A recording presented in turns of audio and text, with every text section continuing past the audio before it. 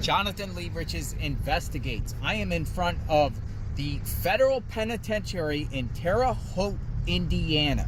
Right here. Federal Correctional Complex, Terre Haute, Indiana.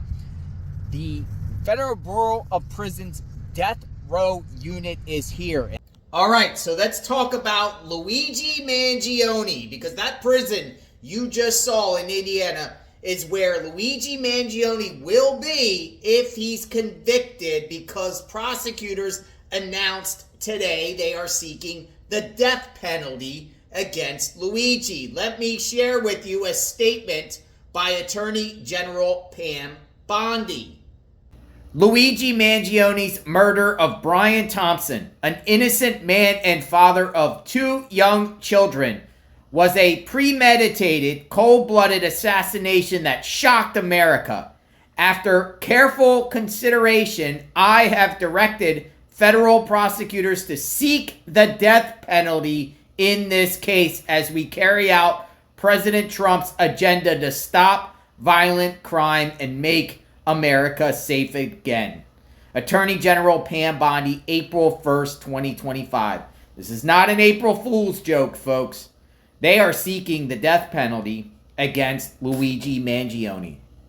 The feds have a 97% conviction rate. So if they are seeking the death penalty and Luigi decides to go to trial without making a plea bargain, he will most likely be convicted and sent to Indiana at that federal death penalty unit. Now, of course, his lawyers can make a deal with prosecutors to plead guilty to his crime in exchange for life in prison, and the feds would probably do that. They have a lot of leverage in this situation.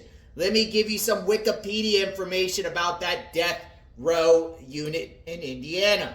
This is according to Wikipedia, United States Penitentiary, Terre Haute, Indiana. It's a high-security United States federal prison for male inmates. It is part of the Federal Correctional Complex and is operated by the Federal Bureau of Prisons, a division of the United States Department of Justice. USB Terre Haute houses a special confinement unit for male federal inmates who have been sentenced to death, as well as the Federal Execution Chamber. Most inmates sentenced to death by the United States federal government are housed in USP Terre Haute prior to execution, with few exceptions. Let's scroll down. You see it right here. It is at the western corner of Indiana. Death row.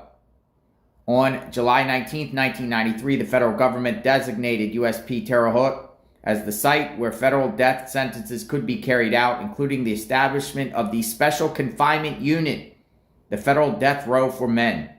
The Bureau of Prisons modified USP Terre Haute in 1995 and 1996 so it could house death row functions. On July 13th, 1999, the Special Confinement Unit at USP Terre Haute opened, and the BOP transferred male federal death row inmates from other federal prisons and from state prisons to USP Terre Haute. There are currently 44 men on federal death row. The vast majority of these are housed at USP Terre Haute. The federal government chose Terre Haute as the location of the men's death row due to its central location within the United States. Since 1963, 16 people have been executed by the federal government. All 16 were executed at Terre Haute. Timothy McVeigh was convicted for his responsibility for the Oklahoma City bombing, was the first prisoner executed by the federal government since the national moratorium on the death penalty was lifted in 1976. And the U.S. federal death penalty was reinstated in November 1988.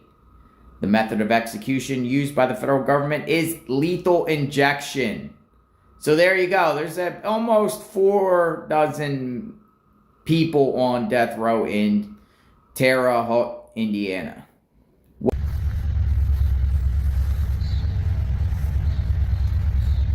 He'll be like with Dylan Roof and some of those other people, right? The synagogue shooter in Pittsburgh. Yeah, Luigi. Now, ABC News has a report about this whole situation based off Pam Bondi announcing that they intend to seek the death penalty. She instructs the federal prosecutors who are handling this case. They have to listen. They have to listen. Check this out. We have breaking news. Attorney General Pam Bondi is directing prosecutors to seek the death penalty for the man accused of killing the Unitedhealthcare CEO. In explaining her decision, the Attorney General calls the murder a premeditated, cold-blooded assassination that shocked America. Let's get right to senior investigative correspondent Aaron Katersky on that. Aaron, the Attorney General says this isn't just about Thompson's murder, but also risk to others. And that's because we've seen some other CEOs in Targets, pictures posted all around New York City after Thompson's killing. And so clearly the Justice Department wants to send some kind of a message. And that's been consistent from one administration to the next. Remember, the crime was committed while Joe Biden was still president, and it was the Biden administration that pushed to have him charged in federal court in addition to the state charges that Mangione faces, and that was done in anticipation of just this, him facing the death penalty as a possible deterrent to putting other CEOs in danger like that. The memo also talks about putting other people on the street that day at risk because this shooting happened right in front of a New York City hotel. But it also comes after this memo from the Attorney General about federal executions. Do you expect we're going to see more federal death penalty cases? Certainly possible, and that I suppose would depend on the crime. There are specific crimes that have to be charged in order to reach that threshold. I'm not sure how many others were really in danger that day. The authorities have been confident that Mangione was targeting Brian Thompson and Thompson alone, and had he wanted to do something else, he certainly would have had the opportunity, given how long he was on the run before he was caught.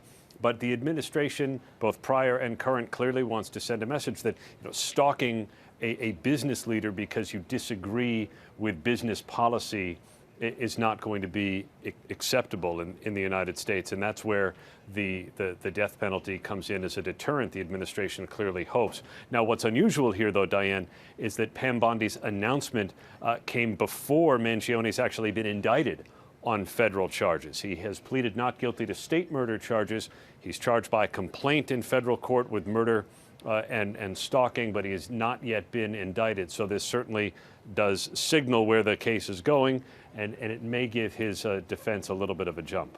All right, Aaron Katersky, thank you. So yeah, Luigi Mangione, death penalty. He should just plead guilty. You don't want to play around on the federal level. At least in federal prison in life, he could be in a more area where he could get out more. But if he's on that death row unit, he's going to be locked in 23/7, right? 1 hour a day, 5 days a week, come out recreation. Now, there's a good possibility, though, even if he gets life, that he spends the rest of his life in ADX Florence, Colorado, because, he has supporters. He has supporters out there. He's been getting love letters and people going to the court hearings. I think his next hearing is in April, around the 18th as of now.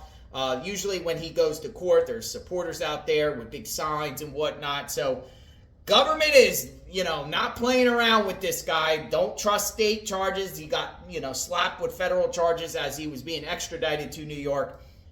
And I think they're trying to, this is a deterrence, definitely, saying that your behavior is not accepted and we will not take an attack on our healthcare system.